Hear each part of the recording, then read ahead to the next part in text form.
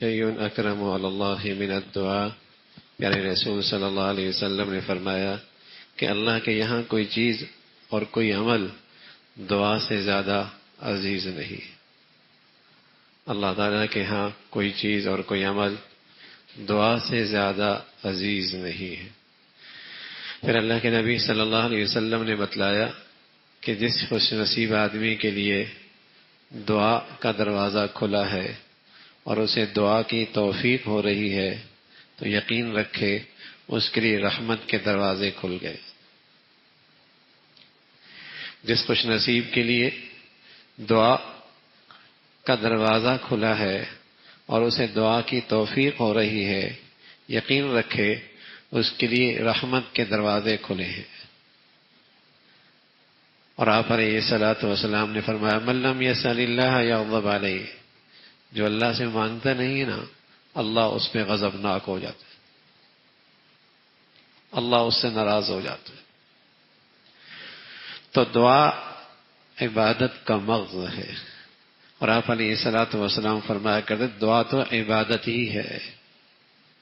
بس اوقات مطلوب نہ ملے، وہ حکیم ذات ہے، لیکن دعا کی توفیق مل جانا اور یہ عبادت نصیب ہو جانا بندے کے لیے کیا یہ دولت کم ہے؟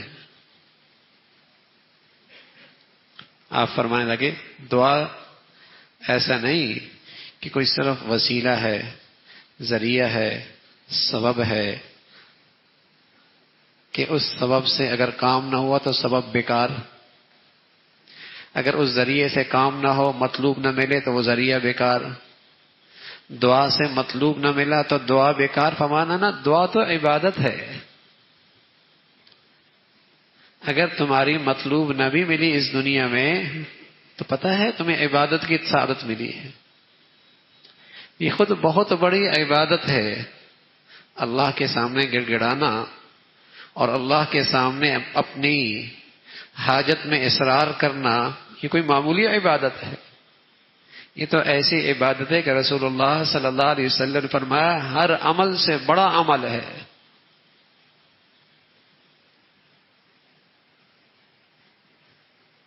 دو قسم کی حاجات ہوتی ہیں،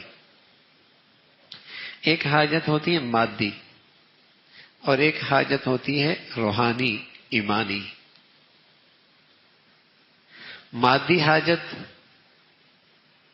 اس میں مسلمان، کافر، نیک، بد، فرما بردار، نافرمان، ان میں کوئی امتیاز نہیں ہوتا۔ سب کو اللہ نے پیدا کیا ہے اور سب کے اللہ کی ضروریات بھی پوری کرتے ہیں۔ مانگنے والے کی بھی پوری ہو جاتی ہیں، نہ مانگنے والوں کو بھی اللہ دیتا ہے۔ بس اوقات کافر کے پاس مسلمان سے زیادہ ہوتا ہے، بس اوقات فاسق فاجر کے بعد نیک اور متقی پرہیزگار کے مقابلے میں زیادہ ہوتا ہے، اس لیے کہ اللہ کے ہاں اس دنیا کی وقت ایک مچھر کے پر کے برابر بھی نہیں ہے۔ اور اکثر و بیشتر یہ دنیا کی کثرت آدمی کے لیے وبالی بنتی ہے، اکثر و بیشتر یہ دنیا کی کثرت آدمی کے لیے وبالی بنتی ہے۔ تو یہ تو اللہ سب کو دیتا ہے، لیکن ایک اور چیز ہوتی ہے روحانی دولت۔ روحانی دولت، دل میں ایمان اتر جائے، ہدایت کا نور مل جائے، نیکوں سے محبت مل جائے، گناہوں سے نفرت اور گھن ہو جائے، گناہوں سے پرہیزگاری نصیب ہو جائے، طبیعتیں گناہوں سے گھن کھانے لگ جائیں، نیکیوں سے طبیعتیں مانوس ہونے لگ جائیں، نیک ماحول میں طبیعتیں لگنے لگ جائیں، مانوس ہونے لگ جائیں۔ یہ وہ جو روحانی انعامات ہیں نا، یہ اللہ رب العزت بن مانگے نہیں دیتا، اس کے لیے دعا ضروری ہے۔ یہ بن مانگے نہیں ملتی، اس لیے کہ ان چیزوں کی اللہ کیا قدر و قیمت بہت ہے۔ یہاں محتاج بننا پڑتا ہے، بھکاری بننا پڑتا ہے، اپنی محتاجی پیش کرنی ہوتی ہے، تب یہ چیز ملتی ہے۔ تو دعا اس کا ایک بڑا وسیلہ ہے کہ اللہ رب العزت سے جہاں دنیاوی چیزیں مانگیں، وہاں اللہ کے خزانوں کی جو سب سے بڑی دولت ہے ایمان، ہدایت کی حقیقت نیکی سے محبت، گناہوں سے نفرت اور گھن آ جانا، اور پاکیزہ اور نیکی کے ماحول سے طبیعتیں مانوس ہو جائیں. یہ جو اندر اللہ دولت دیتا ہے، روحانی دولت، اس کے لیے دعا ضروری ہے. یہ بن مانگی نہیں ملتی، یہ بن دعا کے یہ نصیب نہیں ہوتی. تو اللہ رب العزت کو رسول اللہ صلی اللہ علیہ وسلم نے فرمایا کہ مانگنا بہت پسند ہے، اور جو نہیں مانگتا اللہ اس سے ناراض ہوتے ہیں. اور یہ کہیں نہیں ہوتا. اور اولاد بھی بار بار مانگے تو باپ اکتانے لگتا ہے. کوئی کتنا ہی سخی کیوں نہ ہو، بار بار دروازہ کھٹکھٹایا جائے تو طبیعتیں برا مناتی ہیں. لیکن اللہ کا در ایسا ہے، اس کی رحمت اور شفقت کا حال یہ ہے کہ جو جتنا مانگتا ہے اتنا اسے زیادہ محبت کرتا ہے. جو جتنا اس سے مانگتا ہے اتنا اس سے زیادہ پیار کرتا ہے وہ ذات. اور جو اس ذات سے بے نیازی دکھاتا ہے اور اس کے سامنے ہاتھ نہیں پھیلاتا اور اس کے سامنے اپنی ضرورت پیش نہیں کرتا، فرمایا یہ تکبر ہے، یہ راندہ درگاہ ہے، یہ میری رحمت سے محروم ہے، یہ بد نصیب ہے، یہ بد نصیب ہے. تو دعا ایک بڑا ذریعہ ہے حاجات کی پورا ہونے کا. پھر اللہ حکیم ہے، اللہ حکیم ہے. بس اوقات اللہ رب العزت وہی چیز دیتے ہیں جو اس نے دعا میں مانگی. باپ سے پیسے مانگے، باپ نے پیسے دے دیے. بس اوقات بیٹے نے پیسے مانگے، باپ نے پیسے نہیں دیے. پتہ ہے اس کی عادت کہیں خراب نہ ہو جائے، بیمار ہے کہیں اس سے اس کی بیماری میں اضافہ نہ ہو جائے، پیسے نہیں دیے. اس سے بہتر چیز بیٹے کو دے دی. اللہ رب العزت بھی ماں باپ سے زیادہ مہربان ہے. جو اولادوں پر ماں باپ مہربان ہوتے ہیں، اللہ اپنے بندوں پر اس سے زیادہ مہربان ہے. بس اوقات اس کی مانگی چیز مل جاتی ہے، مانگی چیز مل جاتی ہے. دنیا کے معاملے میں اگر روحانی چیزیں مانگی، آخرت کی چیزیں مانگی، جو مانگے گا وہی ملے گا. اس لیے کہ اس میں سراسر نفع ہے، اس میں نقصان کا اندیشہ کوئی نہیں. ایمان مانگا، ہدایت مانگی، نیکی مانگی، تقوی مانگا، پرہیزگاری مانگی، اخلاق مانگے، آخرت مانگی، جنت مانگی، رضا مانگی مولا کی، ان کے ملنے میں گھاٹا نہیں ہے نا، نقصان نہیں ہے. تو جو مانگے گا وہ مل جائے گا. لیکن دنیاوی چیزوں میں جب آدمی مانگتا ہے تو اللہ دیکھتا ہے اس بندے کے لیے اس میں فائدہ ہے یا نقصان ہے. بندے کا علم محدود ہے، اللہ کا علم وسیع ہے. باپ اپنے بیٹے سے زیادہ جانتا ہے. پیسے مانگے کبھی دے دیے، کبھی نہیں دیے. کوئی چیز خرید کے دے دی، اس سے بہتر چیز دے دی، اس کی خواہش دوسرے انداز میں پوری کر دی. تو اللہ رب العزت بھی بس اوقات مانگی چیز نہیں دیتے، اس سے بہتر چیز دے دیتے ہیں، اس کے بدلے میں کوئی اور انعام دے دیتے ہیں. اور کبھی ایسا ہوتا ہے دعا کی قبولیت کے کوئی آثار نظر نہیں ہوتے. رسول اللہ صلی اللہ علیہ وسلم فرمانے لگے چونکہ اللہ رحیم ہے اور شفقت کرنے والے ہیں، اس کے لیے دعا کا وہ دعا ذخیرہ ہو جاتی ہے آخرت میں.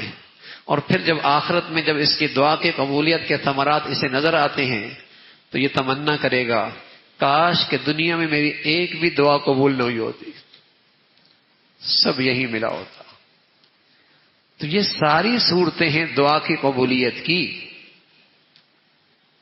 لیکن اگر کوئی آدمی صحیح آداب کے ساتھ دعا کرے تو دعا ضرور قبول ہوتی ہے. اب دعا کے آداب کیا ہیں؟ کس عظیم الشان عبادت کے ثمرات ہمیں ملے اور یہ عبادت کا اعلیٰ منصب اور اعلیٰ درجہ ہمیں نصیب ہو جائے. تو رسول اللہ صلی اللہ علیہ وسلم نے اس کے بارے میں بھی ہدایات دی کہ دعا کا ایک بنیادی شرط ہے قبولیت کے لیے، وہ یہ ہے کہ آدمی اللہ کے دوستوں کے کیمپ میں آ جائے دشمنوں کے کیمپ میں نہ رہے.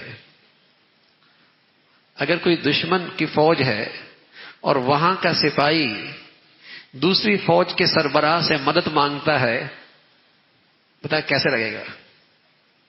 ارے میاں دشمن کی صف میں بیٹھا ہے اور اپنے مد مقابل سے اور اس کے ذمہ دار سے مدد مانگ رہا ہے، کمک مانگ رہا ہے.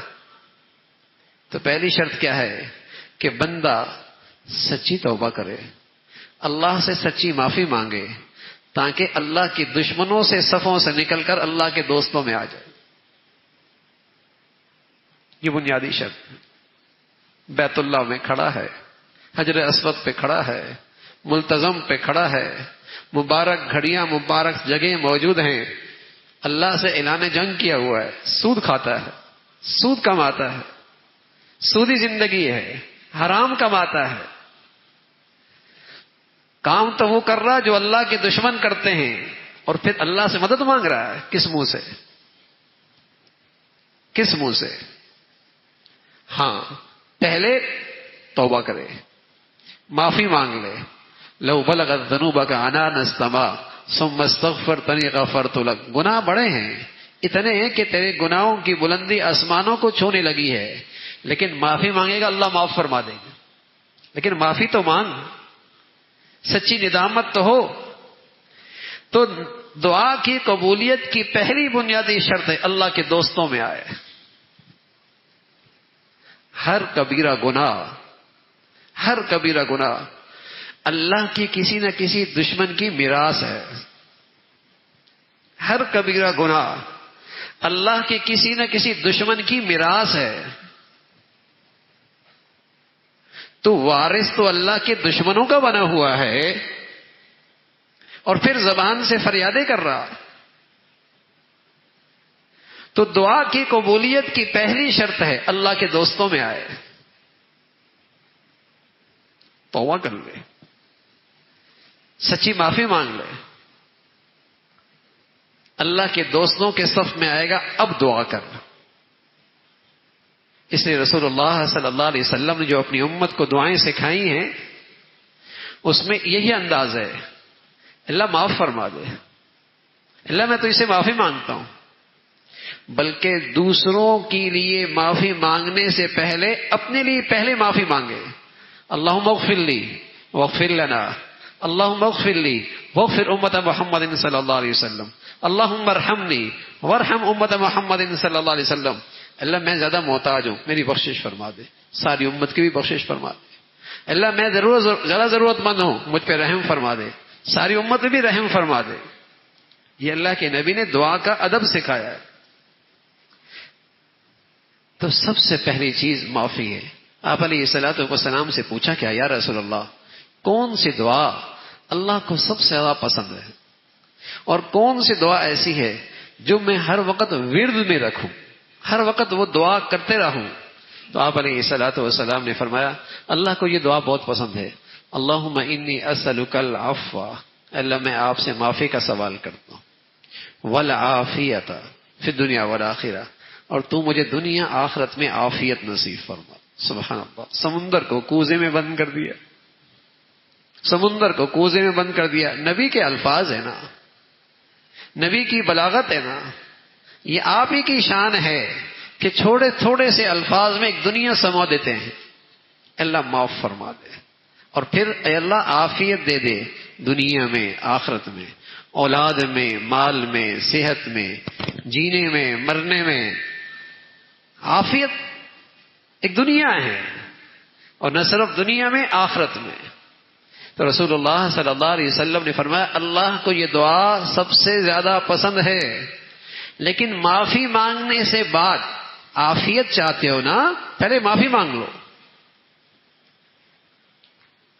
اس لیے کہ گناہوں کے ساتھ تو اللہ کی ناراضگی ہے، اس لیے کہ گناہوں کے پیچھے تو اللہ کا غضب ہے، کیونکہ گناہوں کے پیچھے تو اللہ کی ناراضگی ہے. دشمنوں کی صف سے نکلو، دوستوں کی صف میں آؤ، پھر مانگو اللہ سے. تو دعا کے آداب ہیں. بس اوقات آدمی مانگتا ہے اور شکایت کرنے لگتا ہے، میری دعا تو قبول ہی نہیں ہوتی. آپ نے فرمایا ایک آدمی لمبا سفر کرتا ہے، طویل سفر پہ نکلتا ہے اور مبارک جگہ پہ جاتا ہے اور ہاتھ بلند کرتا ہے اور آسمان کی طرف دیکھتا ہے اور سفر کی وجہ سے سارا جسم گرد آلود ہے اور کہتا ہے یا رب یا رب، بڑی فریادیں کر رہا ہے. لیکن فرمایا لباس حرام کا، پینا حرام کا، کھانا حرام کا، فَأَنَّىٰ يُسْتَجَابُ لِذَٰلِكَ، اس کی دعا کہاں قبول ہوگی؟ اس کی دعا کیسے قبول ہوگی؟ تو دعا کی قبولیت کی شرط ہے کہ دشمنوں کے کیمپ سے نکل کر، دشمن کے لشکر سے نکل کر دوستوں کی جماعت میں آ جائے، دوستوں کے اللہ کے پیاروں میں آ جائے، معافی مانگ لے. دوسرا ادب یہ ہے کہ جب دعا کریں تو دعا میں اللہ کی بڑائی، اللہ کی تعریف، سبحان اللہ، الحمدللہ، اللہ اکبر، الحمدللہ رب العالمین، سبحان اللہ عدد خلقی وزینۃ عرشی، یہ اللہ کی بڑائی، اللہ کی تعریف. یہ پھر درود شریف، اس لیے کہ آپ علیہ الصلوۃ والسلام کے پر درود پڑھنا، اہل علم نے بتایا کہ درود ایسی دعا ہے جو کبھی اللہ رد نہیں فرماتے. دعا ایک ایسی ہے درود کی شکل میں جو نبی کے حق میں ہے، جو اللہ کبھی رد نہیں فرماتے. تو دعا کے شروع میں درود، دعا کے آخر میں درود، درمیان کی دعا قبولیت کے زیادہ قریب ہو جاتی. تو درود شریف ہو اور پوری توجہ کے ساتھ ہو، بے خیالی میں نہ ہو، بے دھیانی میں نہ ہو، صرف الفاظ نہ ہو، دل بھی متوجہ ہو. دعا کا ادب ہے اللہ کی ذات پہ اعتماد ہو، یقین ہو، بھروسہ ہو، پورے یقین کے ساتھ دعا کرنے والا ہو. ہاں، دعا کی قبولیت میں جلدی نہ کرے. آپ علیہ الصلوۃ والسلام نے فرمایا اللہ رب العزت دعا ضرور قبول فرماتے ہیں جب تک کہ آدمی یہ نہ کہنے لگ جائے کہ میری دعا تو قبول ہی نہیں ہوتی. حکیم ذات ہے، وہ علیم بھی ہے اور وہ رحیم بھی ہے. اس کی حکمت، اس کا علم، اس کی شفقت، یقین رکھو، کرتے رہو دعائیں. ایک عرب ساتھی تھے، طویل عرصے سے آزمائش کی زندگی گزار رہے تھے اور اللہ کے راستے میں تھے. بال بچے بھی اس ویرانوں کے اندر، پہاڑوں کے اندر زندگی گزر رہی تھی. کسی نے اس سے کہہ دیا کہ تم اتنی اگر نیک ہو اور تمہارا عمل اللہ کو اتنا ہی قبول ہے، تم اتنی دعائیں کرتے ہو، قبول کیوں نہیں ہوتی؟ سبحان اللہ. اللہ دین کی سمجھ نصیب فرما دے، اللہ اپنی معرفت نصیب فرما دے. کہنے لگے جب بچہ مانگتا ہے اور بچے کا مانگنا اچھا لگتا ہے تو بس اوقات آدمی دینے والا روک لیتا ہے کہ اس کا دیکھنا، رونا بڑا اچھا لگ رہا ہے، اس کا منہ بنانا بڑا اچھا لگ رہا ہے، اس کا منہ بنانا بڑا اچھا لگ رہا ہے، اس کا رونا بڑا اچھا لگ رہا ہے. اور جس سے آدمی تنگ ہوتا ہے دیتا ہے اور جان چھڑاتا ہے. تو ایسا لگتا ہے اللہ کو ہمارا مانگنا پسند ہے. اگر اللہ فوراً دے دیتے تو ہمارا یہ مانگنا کیسے ہوگا، اور ہمیں اتنی بڑی عظیم سعادت اور عبادت کی توفیق پھر کیسے ملے گی. اس لیے اللہ رب العزت ہمیں دعاؤں کے ذریعے، دعا کرنے کے ذریعے نوازنا چاہتے ہیں. اب یہ ہے معرفت، یہ ہے سمجھ، یہ ہے دین کی سمجھ. کیوں اس کی معرفت ایسی نصیب ہو گئی، اس کے فیصلوں پہ اتنا اطمینان ہے کہ اللہ رب العزت جو دعاؤں پہ دے رہے ہیں، شاید میری مطلوب چیز اتنی قیمتی نہ ہو جتنا دعاؤں پہ عبادت کی شکل میں آج اللہ مجھے دے رہا ہے. جلدی نہ کرے، جلدی نہ کرے دعا کہ اللہ تو میری دعا قبول ہی نہیں کرتے. اور رسول اللہ صلی اللہ علیہ وسلم نے فرمایا اللہ رب العزت کو پسند ہے کہ آدمی اپنی دعا میں اصرار کرے، اپنی دعا میں ضد کرے. سبحان اللہ. اصرار کر کے مانگے اللہ سے، ضد کر کے مانگے اللہ سے. ہاں، چیز حلال ہو، چیز جائز ہو، گناہ کی بات نہ ہو، لیکن اصرار کر کے مانگے. تو میرے عزیزو، یہ بڑا مبارک عمل ہے. جس خوش نصیب آدمی کو اللہ کے در سے دعاؤں کے ذریعے لینا آ گیا، وہ مخلوق سے بے نیاز ہو جاتا. اللہ اس کے دل کو مخلوق سے غنی فرما دیتے ہیں۔ اللہ رب العزت ہمیشہ اپنے در سے لینے کی سعادت اور توفیق نصیب فرمائے۔